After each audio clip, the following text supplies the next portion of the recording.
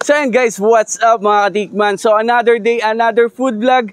Nandito naman tayo sa Calauan Night Market. Yan mga idol. So isa sa nag-trending nating videos, yung Pares Overload doon po sa San Pablo City, sa Wawa. At ito yon ang aking kumparing si EJ. Yan. Hello po. So naglagay siya dito ng chow fan dito sa Calauan Night Market. So titikman natin kasi nabalitaan ko, laging sold out, tama ba? Nakakailang ganito ka?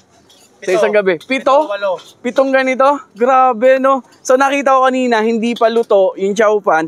Marami nang umu-order. So, guys, ito, pakita ko na agad yung kanilang Hungarian chow fan for only 85. Ton laki ng Hungarian. Tapos, punong-puno ng kanin. Tapos, sa mga chow fan, kayo masusunod kung anong gusto nyo toppings.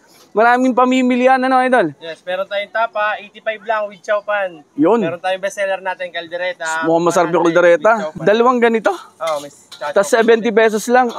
Ang mura nun, pre. So, tikman na agad natin to, ha. So, ito, first bite. Ang lasa nung kanin mo, grabe. Sobrang punong-puno ng mga regado, no? Kung makikita nyo naman po yung kanin, talagang parang natakloban na yung mismong kanin.